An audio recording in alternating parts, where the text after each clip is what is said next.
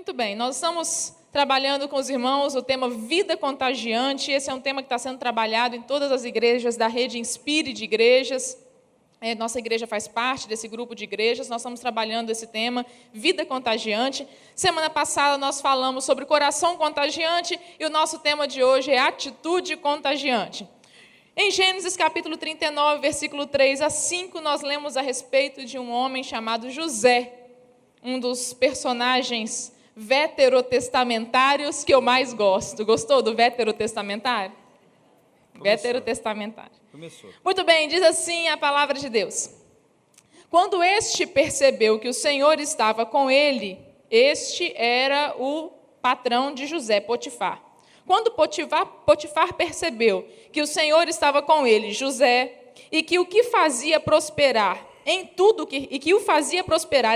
que realizava, agradou-se de José e o tornou administrador de seus bens. Potifar deixou a seu cuidado a sua casa e lhe confiou tudo o que possuía. Desde que o deixou cuidando da sua casa e de todos os seus bens, o Senhor abençoou a casa do egípcio por causa de José. A bênção do Senhor estava sobre tudo que Potifar possuía, tanto em casa quanto no campo. Deixa a sua Bíblia aberta, vamos orar mais uma vez. Deus, nós estamos na tua casa, na tua presença nessa noite, dependentes, ó Deus, do teu Santo Espírito, para que venhas falar aos nossos corações. Verdade. Nós desejamos ser tocados, impactados pelo poder que há na tua palavra, Espírito de Deus. Pedimos, fala conosco.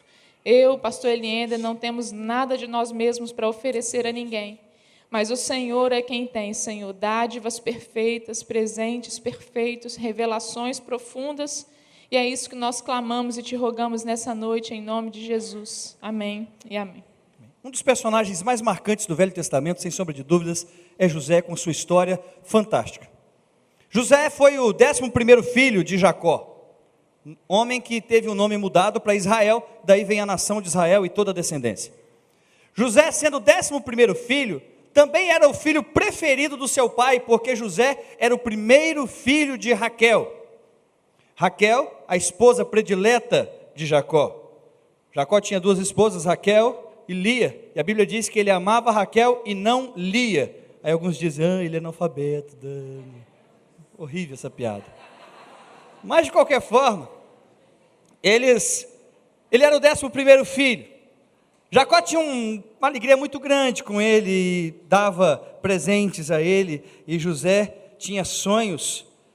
E os irmãos de José eram gente boa demais, irmão. Gente boa demais. Numa conversa, um olhou para o outro e falou assim, aqui, esse menino está muito exibido, né? Vamos matar ele? Pensa, se você acha que a sua família é ruim, imagina de José. Vamos matar ele? Aí um que era o mais gente boa, falou, não, vou matar não, vamos jogar ele no poço, deixa ele morrer sozinho. Aí veio um outro e falou, gente, que absurdo isso, o menino está aqui no poço, por que a gente vai matar o menino ou deixar o menino morrer sozinho? Vamos vender esse menino como escravo, vamos fazer uma graninha. A gente vende ele como escravo, está passando a caravana de ismaelitas aqui, a gente vende ele para os ismaelitas e a gente ganha um dinheirinho com ele. E assim venderam José como escravo para aqueles ismaelitas que estavam passando, alguns nômades que estavam passando por aquela região. E lá na frente os ismaelitas vendem José para o capitão da guarda de Faraó, já no Egito. O Faraó, o nome do capitão da guarda era Potifar, e José foi ser escravo de Potifar. Enquanto escravo de Potifar, tudo que o homem fazia era bom. O cara era bom trabalhador, o cara era fantástico, o cara tinha uma atitude sensacional. E ele fez prosperar a casa de Potifar. A mulher de Potifar, que olhou para José e falou, nossa vida, novinho. Ah, novinho. Que isso, novinho?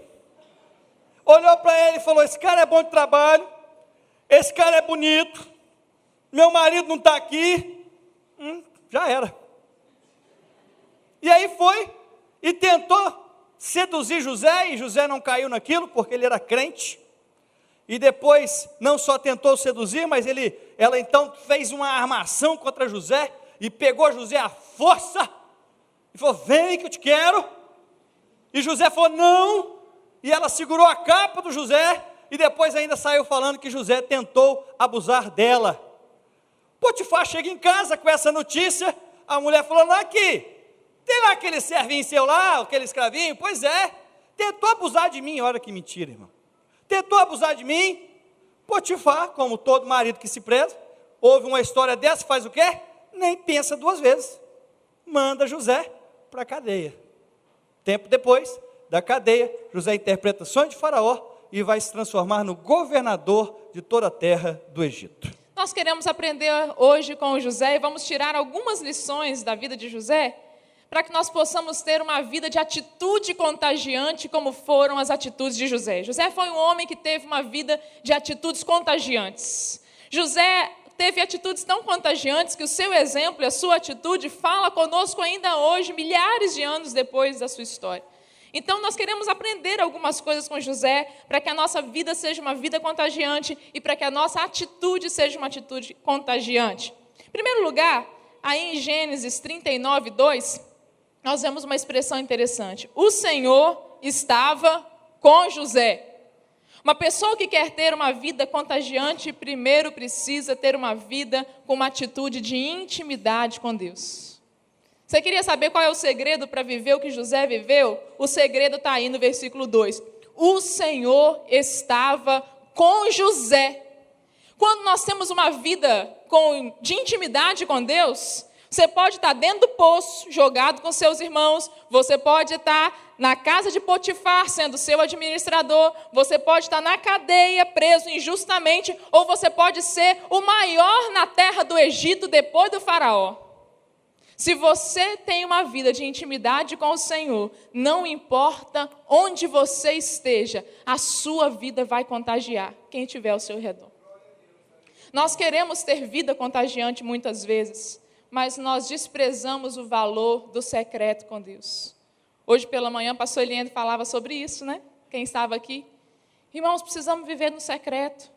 Ninguém pode contagiar lá fora se Deus não tiver colocado fogo no seu coração por dentro. Verdade. As transformações que Deus quer operar em nós, elas se manifestam de dentro para fora. Não pode ficar só dentro onde ninguém vê. Nem só fora, porque se fosse só fora, seria mera paisagem exterior, mas elas têm que se manifestar de dentro para fora. Primeira característica de alguém que vive uma vida contagiante, de atitude contagiante, é que essa pessoa tem uma vida de intimidade com o Senhor. Segundo lugar, olha aí o versículo 4 de Gênesis 39. A Bíblia diz que Potifar se agradou de José e o tornou administrador de seus bens. E Potifar deixou José como servo de sua casa e lhe confiou tudo o que possuía.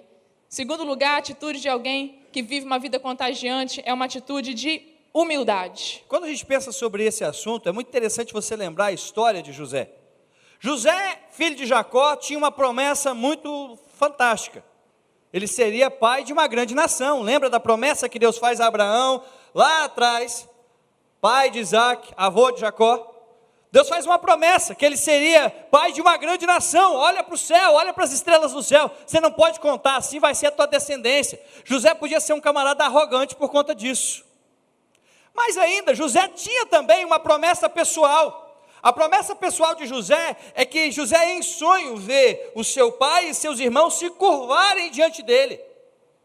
E José nem por isso se torna uma pessoa arrogante.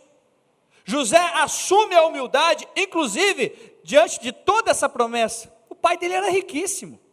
Ele poderia ser uma pessoa totalmente diferente, mas ele vai para a casa de Potifar como escravo e se submete a ser escravo.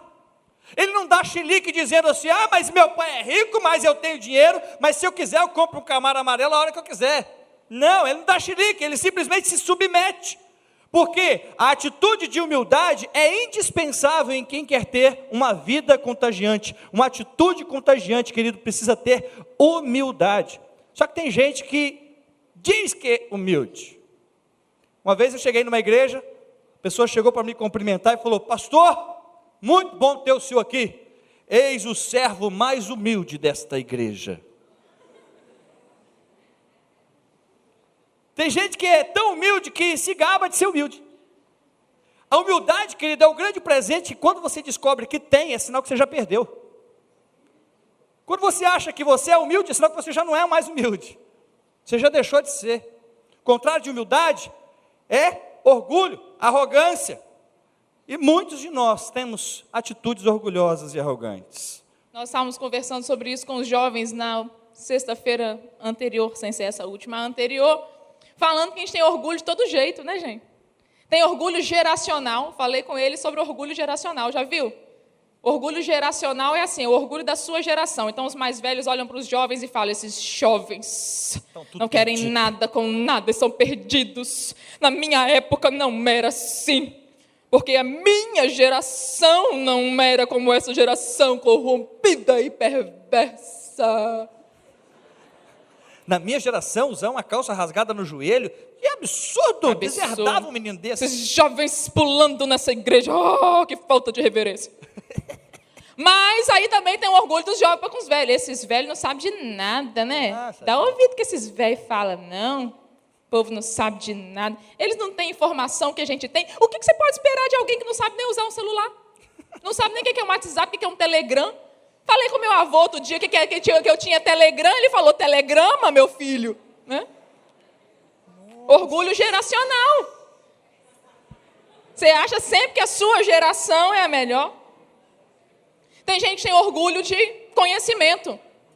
Eu fiz pós-doutorado. Ninguém sabe nada. Me respeita, porque eu estudei. Né? Você é analfabeto? Nem fale comigo, não falo com analfabetos. Do you speak English? Não fala 2 idiomas? Não vou nem conversar com você. Tem orgulho de ser coitado. Tem gente que tem orgulho de ser coitado. Já viu? Gente que tem orgulho de ser triste na vida. Ele fala, porque eu sou assim. Tudo nada dá certo na minha vida. Mas é assim mesmo. Eu sou uma pessoa honrada. Para que todo mundo olhe e fale assim, tadinho. Coitado. Né? A gente tem orgulho. E a gente precisa enfrentar isso, a gente quer ter uma vida contagiante, porque a palavra de Deus nos ensina o seguinte, olha, 1 Pedro 5,6, humilhai-vos, pois, debaixo da potente mão de Deus, para que ele, a seu tempo, vos exalte. José não precisava afirmar-se, porque ele sabia que um dia Deus haveria de colocar no lugar onde Deus queria que ele chegasse. Uma atitude de contágio, uma pessoa que tem uma atitude contagiante, alguém que tem uma atitude de humildade. Terceiro lugar, Gênesis 39:5, a Bíblia diz assim, que desde que deixou cuidando da sua casa, Potifar deixou José cuidando da sua casa, o Senhor abençoou a casa do egípcio por causa de José. E a bênção do Senhor estava sobre tudo que Potifar possuía, tanto na casa quanto no campo. Terceiro lugar, uma pessoa que tem uma vida contagiante tem uma atitude de responsabilidade. José era responsável, ele assumiu os bens de Potifar como se fossem seus. E ele assumiu aquilo com tanta responsabilidade que o Senhor abençoou. Quando nós somos responsáveis e assumimos aquilo que temos que fazer como se fosse nosso, como algo que nós temos que prestar contas, Deus abençoa. Ser responsável, a palavra ser responsável significa responder por alguma coisa. Se você assumir uma responsabilidade, quer dizer que você vai responder por aquilo. Se der errado, você vai se responsabilizar. Se der certo, você vai se responsabilizar. Foi o que aconteceu com José. E a Bíblia diz que Deus abençoou a Potifar por causa de José. Ainda, em quarto lugar, para você ter uma atitude contagiante, você precisa ter uma vida de uma atitude de integridade. Olha o que diz o versículo 6. Assim deixou ele aos cuidados de José tudo o que tinha, e não se preocupava com as coisas, com coisa alguma, exceto com sua própria comida. José era atraente e de boa aparência. Integridade é o mesmo que ser íntegro ou tornar um. Integridade é íntegro, ser completo, ser inteiro. É interessante falar um negócio aqui para vocês, agora falar de orgulho, meu Deus. Meu pai, quando fez meu nome, que, aliás, por favor, bota o nome de Eliane no próximo filho, pelo amor de Deus. Acho que depois dessa história eles vão colocar, amor. Quando ele fez o meu nome, ele não tinha noção do que significava Eliander, porque ele juntou tudo, fez aquela miscelânea, juntou o nome da minha mãe, o nome dele, e formou Eliander. Minha mãe se chama Dália, meu pai se chama Elson, mas eu não sei como formou Eliander.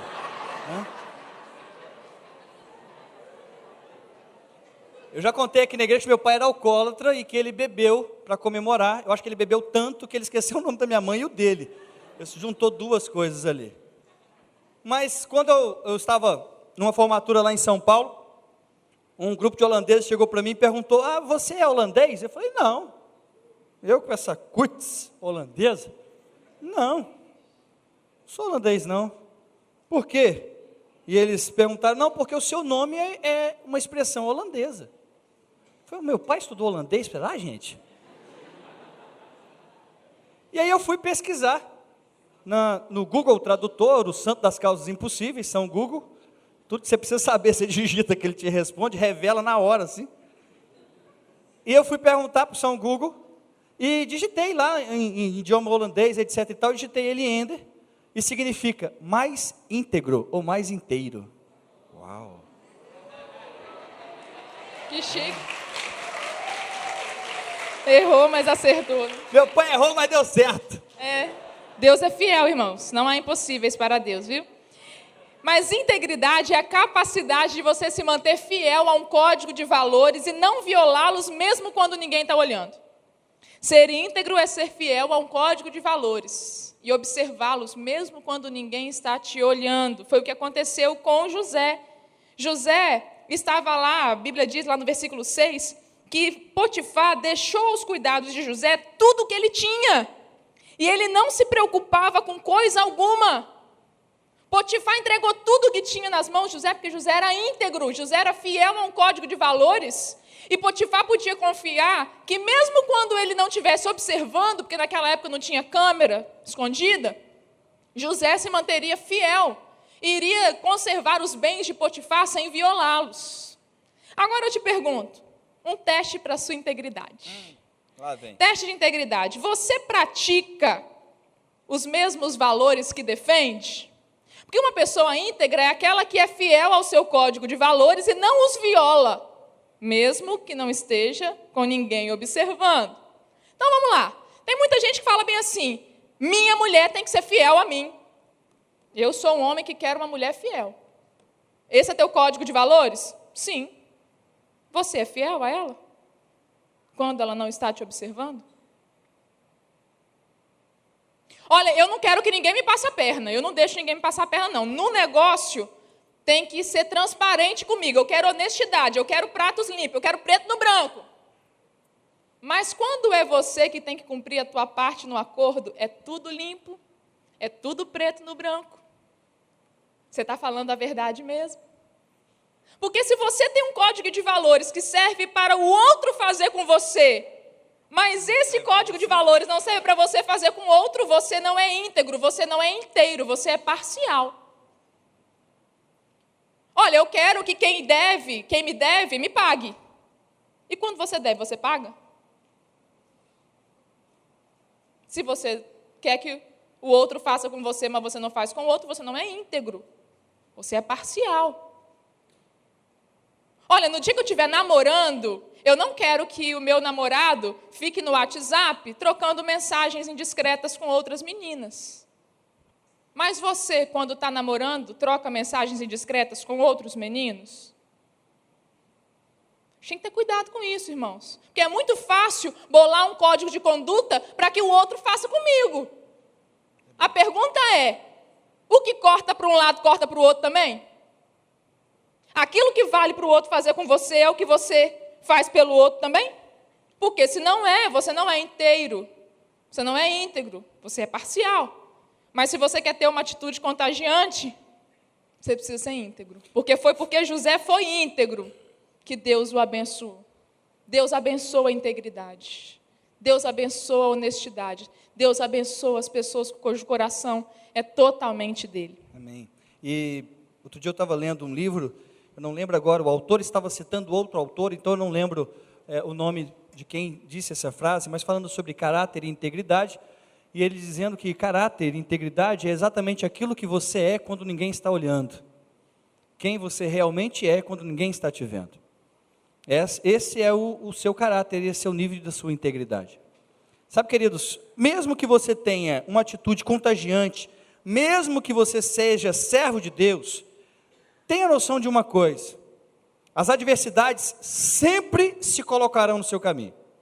Você pode ser uma pessoa cheia de boas intenções, você pode ter um coração de ouro, você pode ter uma atitude contagiante de humildade, de integridade, você pode viver o que você prega, mas tenha consciência de que as adversidades sempre se colocarão no seu caminho.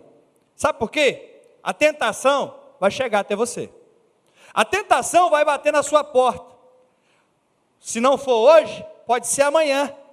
Mas você vai ser tentado em alguma área. E o diabo, ele não é bobo. O diabo, se sabe que você tem problema com dinheiro, o diabo vai fazer tentações na área com dinheiro. Se o diabo sabe que você tem problemas em honrar a palavra, o diabo vai proporcionar a você tentação para que você seja tentado nessa área. Olha o que aconteceu com José, versículo 7. Olha só. Depois de certo tempo, José já estava ali, cuidando das coisas de Potifar, belezinha, tudo estava dando certo, tudo prosperando. A mulher do seu senhor começou a cobiçá-lo e o convidou: venha, deite-se comigo. Tem ninguém vendo, é só um sitezinho, é só um papinho, é só uma conversinha. É só, sabe assim, meu marido vai chegar daqui umas 4 horas, dá tempo para a gente curtir. Irmão, vamos pensar aqui, racionalmente, pensa comigo aqui, no mundo que nós estamos vivendo hoje. José estava longe da família, pensa num emocional abalado, família inteira virou as costas para ele, pensa num homem carente, um homem que não tem pai, não tem mãe ali perto, não tem irmãos ali perto para conversar, para ter amigos. Os amigos que ele tinha eram amigos da escravidão. Pensa nisso. Aí chega uma mulher dando sopa para José. Jovenzão, saradão, bonitão. Aí José olha e fala assim: não tem ninguém vendo. Não, irmão. Sabe o que José faz? Estou fora, porque eu sirvo ao meu Deus, não é só quando eu vou domingo na Pibe Goiabeiras, não. Eu sirvo ao meu Deus quando eu estou em casa sozinho, eu sou fiel ao meu Deus quando eu estou na escola, eu sou fiel ao meu Deus quando eu estou na rua, quando eu estou no trabalho, quando eu estou jogando bola, onde eu estiver, eu sou fiel ao meu Deus. Eu sou muito mais fiel ao meu Deus do que fiel a um conjunto de regras, eu sou muito mais fiel ao meu Deus do que fiel a uma denominação. Não é porque o pastor não está vendo que eu não vou deixar de ser fiel ao meu Deus, não é porque a igreja não está vendo que eu não vou deixar de ser fiel ao meu Deus, eu vou continuar sendo fiel ao meu Deus. Por quê? Porque o meu Deus está me vendo. Agora, pior do que a tentação chegar é que a tentação não só chega, mas ela insiste. Ela é insistente. Ele recusou. Você acha que a mulher se deu por vencida? De jeito nenhum. Olha o versículo 8 a 9. Mas ele recusou e disse o seguinte: eu sou íntegro. O meu Senhor não se preocupa com coisa alguma na sua casa. E tudo que tem deixou os meus cuidados. Olha o homem íntegro aí. Inclusive você, dona. Ele deixou você os meus cuidados também. Tudo. Ninguém dessa casa está acima de mim. Ele nada me negou, a não ser a senhora, porque é a mulher dele. Veja, um homem íntegro. O pior é que a tentação não só vem, mas ela insiste, porque aí, olha o versículo 10. Assim, embora ela insistisse com José dia após dia, ele se recusava a deitar-se com ela e até evitava ficar perto dela. Você é um homem que tem uma atitude contagiante, gente. Está em falta, não é não? Um homem com essa firmeza, uma mulher com essa firmeza. Fiel aos seus princípios, fiel aos seus valores. A tentação não só vem, mas ela insiste. Olha um detalhe aqui interessante, meu bem. É que não foi uma vez só que ele foi tentado. Dia após dia. Ele se recusava a deitar-se com ela. E, sabe o que ele fazia? Evitava ficar perto dela. Querido, a Bíblia quando fala de diabo, a Bíblia fala o seguinte: resistir ao diabo e ele fugirá de vós. Sabe qual é a atitude de resistir ao diabo? É de encarar e dizer: pode vir que eu vou te dar um murrão, vai tomar um socão, vem não que você vai perder. Mas quando a Bíblia fala de carne, sabe o que ela diz? Foge, não dá sopa para o azar, não brinca com coisa séria, foge. Quando a questão é tentação, foge. Não acha que você é forte demais, homem, mulher. Não acha que você é forte demais, jovem, adolescente. Não acha. Foge. É tentação? Foge. O que José fazia? Ele se recusava, evitava ficar até mesmo perto da mulher. Sabe por quê, gente? Ele era homem. E ele sabia que se ele permanecesse ali, era possível que ele caísse naquilo. Então o que ele fazia? Tchau, tentação, quero você perto de mim não. Agora, uma coisa interessante a gente pensar, irmãos, eu conversava um pouco sobre isso com o pessoal que foi ao retiro. Nós precisamos entender isso que a Bíblia diz, a gente precisa estar preparado.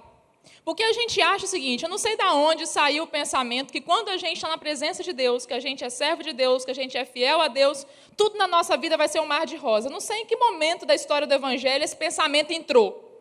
Mas o fato é que o pensamento entrou e ficou. Tem gente que acha o seguinte, não, se eu sou servo de Deus, se eu estou sendo fiel a Deus, se eu estou sendo íntegro diante de Deus, nada poderá me resistir, me abalar, nada de mal acontecerá na minha vida. Isso não é verdade. A Bíblia sempre nos preparou para o fato de que nós enfrentaríamos dificuldades, adversidades, provações e tentações. A grande questão é que tem muito crente frustrado, e eu falava sobre isso no retiro, porque a sua expectativa ela é irreal. A gente falava um pouco sobre isso. Eu até criei uma fórmula matemática para a frustração. A fórmula matemática da frustração é o seguinte. A fórmula matemática da frustração é: frustração é igual expectativas menos realidade. Concorda? Frustração é igual expectativas menos realidade. Então, o crente que acha que sendo fiel ao Senhor, cria a expectativa de que nada errado dará na sua vida, quando ele se depara com a adversidade, como que ele fica? Frustrado. A expectativa dele era qual? Vida sem adversidade. A realidade que ele encontrou foi qual? Vida com adversidade. Qual é o nível de frustração? Subiu.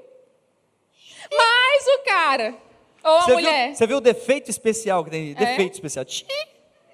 Mas quando você tem uma expectativa, veja, adequada, quando você já vai preparado para o fato de que na sua vida você encontrará dificuldades, você vai preparado como? Eu vou encontrar adversidade. Eu vou encontrar adversidade. Aí a realidade vem. Pouca adversidade, como é que fica teu nível de frustração? Pequeno. Porque você já se preparou para uma batalha, a dificuldade veio pequenininha. Não é não? Ou você se preparou para a batalha, a dificuldade veio a batalha, mas você está preparado. Então a tua frustração é nula. Estão acompanhando o raciocínio?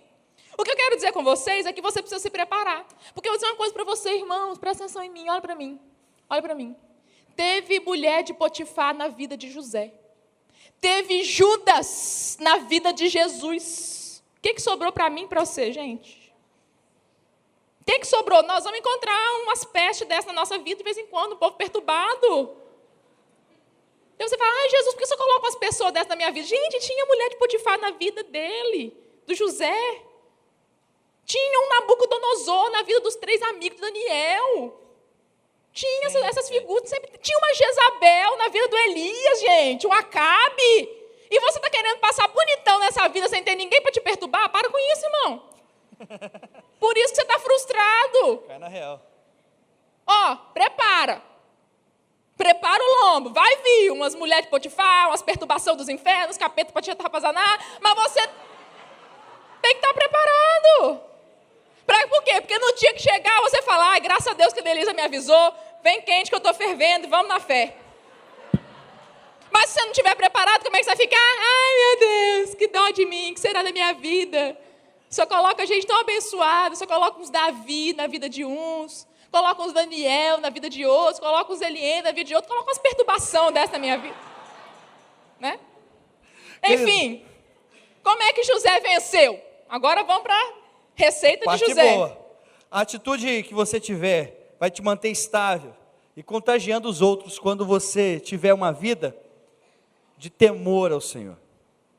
Eu gostei demais dessa parte do versículo 9, que José responde, olha só, ninguém desta casa está acima de mim, ele nada me negou, Potifar não negou nada a José, a não ser a senhora, porque é a mulher dele. Ou seja, se não fosse mulher dele, nem você ele me negava. Mas não, então abaixo de Potifar só tinha José. Agora olha o versículo, a continuação do versículo. Como poderia eu, bota entonação aí na pergunta, como que eu poderia cometer algo tão perverso e pecar contra o meu Deus? Que absurdo isso. Você acha que eu vou cair nessa armadilha? Como que eu vou fazer isso?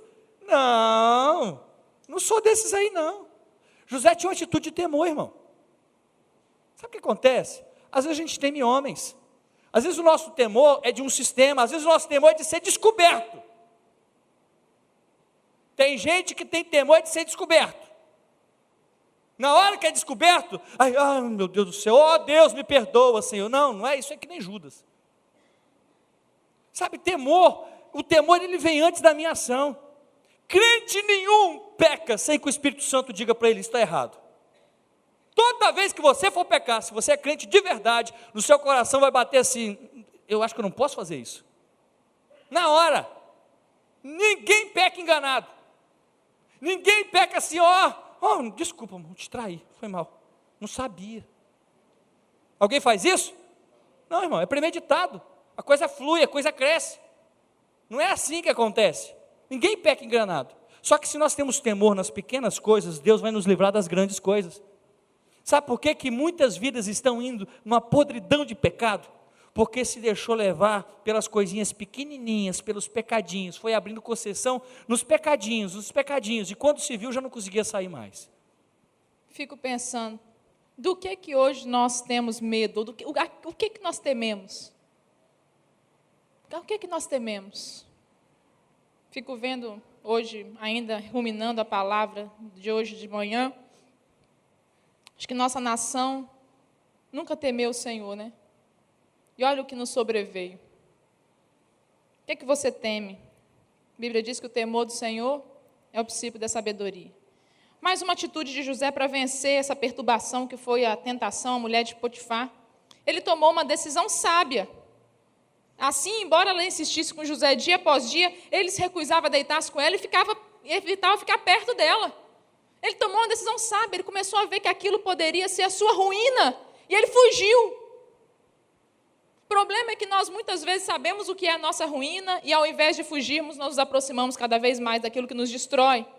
Outra coisa que José fez, José fugiu, foi o que o pastor falou também. Um dia ele entrou na casa para fazer suas tarefas, nenhum empregado estava ali. Barra estava limpa.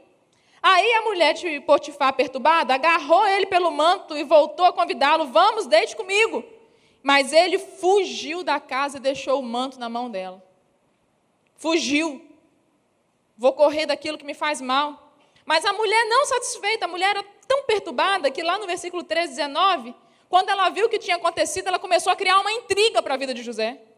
Ela começou a dizer o seguinte, esse escravo hebreu fez um inferno na vida dele, mentiu, acusou falsamente, falou, ele veio aqui para abusar de mim, entregou José injustamente para as mãos do seu marido.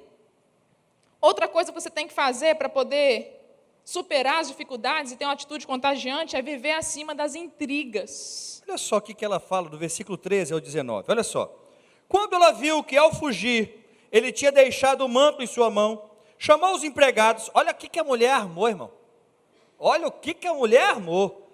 Ela chamou os empregados, que não estavam ali, mas gritou para todo mundo, vejam, este hebreu nos foi trazido para nos insultar. Ele entrou aqui e tentou abusar de mim, mas eu gritei, mentira. Quando me ouviu gritar por socorro, largou o seu manto ao meu lado e fugiu da casa. Parece novela mexicana esse negócio.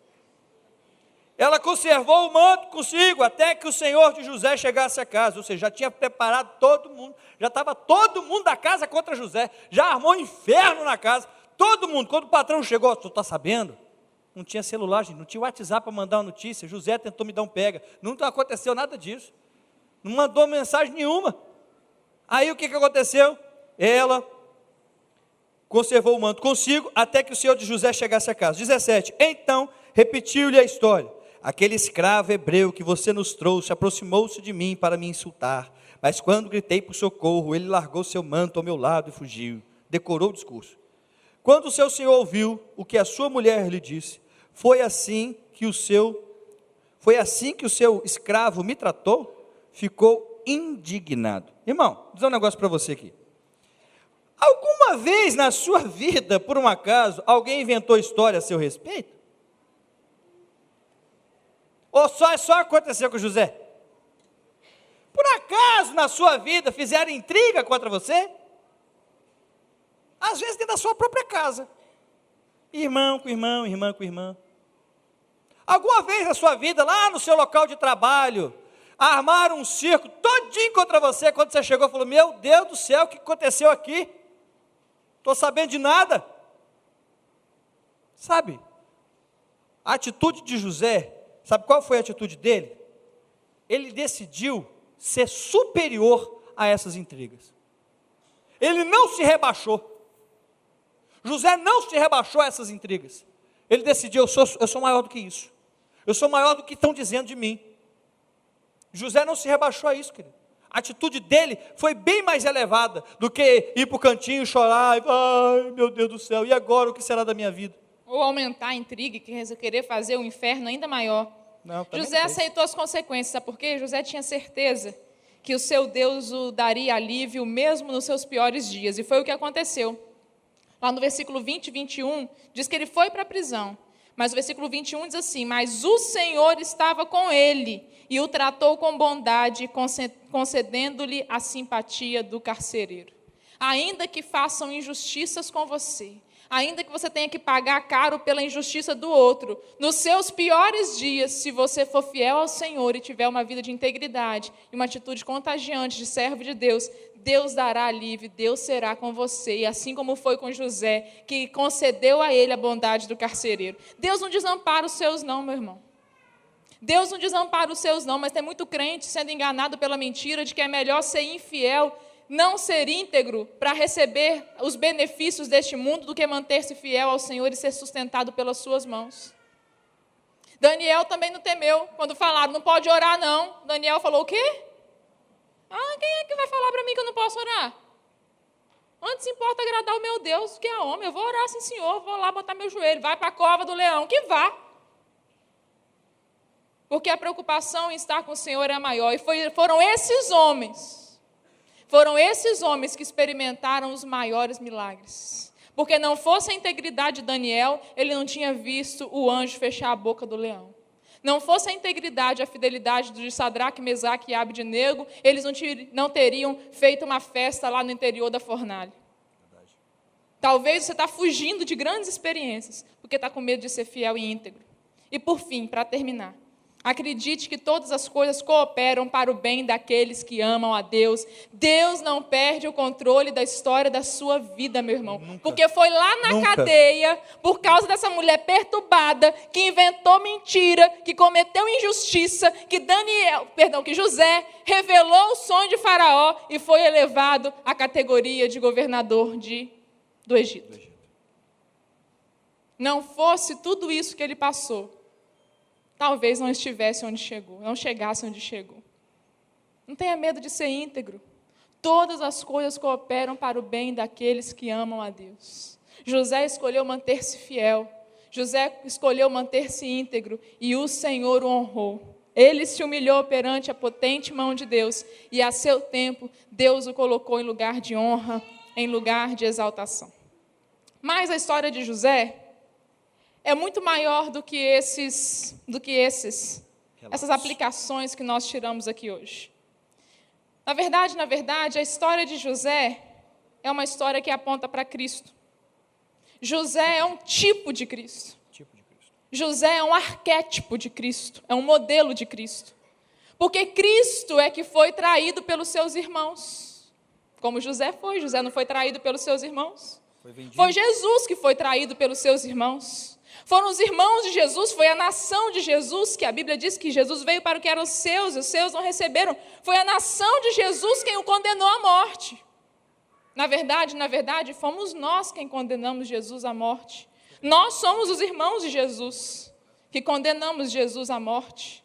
Foi Jesus que foi vendido por moedas de prata, como José foi. A figura de José é arquetípica. Foi Jesus que é Jesus, aquele diante do qual todo joelho se dobrará. Esse era o sonho de José, lembre? Que os seus pais e seus irmãos se dobrariam diante dele. É Jesus. É diante de Jesus que todo joelho um dia vai se dobrar, tanto no céu quanto na terra. Não é diante de José. José é um tipo de Cristo. É Jesus quem morreu para nos livrar da fome e da morte. Porque José foi aquele que foi lá para o Egito, e quando seus irmãos estavam prestes a morrer pela fome, e pedem a ajuda de José, e José vai e fala, olha, tudo isso aconteceu comigo, para conservar a vida de vocês. É Jesus quem permitiu que tudo o que acontecesse com ele acontecesse para conservar a nossa vida. Nós somos os irmãos de José, que chegamos diante de Jesus e falamos, estamos morrendo. Nós somos os irmãos de José. E José é Jesus. É Jesus quem olha para os irmãos e fala, eu perdoo vocês. Eu perdoo a traição de vocês, eu perdoo o desdém de vocês, eu perdoo os interesses de vocês, eu perdoo tudo que vocês fizeram, porque o que aconteceu comigo foi para garantir que vocês tivessem vida. José é Jesus. E nós somos seus irmãos. A vida de Jesus foi contagiante, porque foi por meio de Jesus que nós podemos ter vida e vida em abundância. Talvez você tenha buscado milhares de coisas para conservar a sua vida ou para libertar você da morte. Mas Jesus quer que você tenha a mesma atitude final dos irmãos de José. Que você possa reconhecer que é só Ele que pode te dar vida e vida verdadeira. Eu queria que você fechasse os teus olhos por um instante. Nós estamos falando sobre vida contagiante. E se o seu coração não está cheio de Deus e cheio da presença de Deus, dificilmente você vai conseguir contagiar outras pessoas com Deus. É muito importante esse momento do culto, porque é um momento onde nós dedicamos ao Senhor a nossa própria vida. É interessante que num determinado momento nós dedicamos os nossos cânticos, dedicamos a nossa oferta, dedicamos as crianças, dedicamos uma mensagem, mas esse é o momento onde nós dedicamos a nossa vida. E é um momento que eu não posso fazer nada por você a não ser orar. Mas é um momento aparentemente simbólico e simples, mas que tem muito significado. Talvez a sua vida não esteja tão correta como a vida de José, e talvez você esteja vivendo de forma toda atrapalhada, cedendo às tentações, cedendo ao pecado, cedendo ao erro, cedendo às falhas, em vez de assumir uma postura de integridade. Você tem cometido erros, e você tem consciência desses erros. O Espírito Santo ministra o seu coração sobre isso.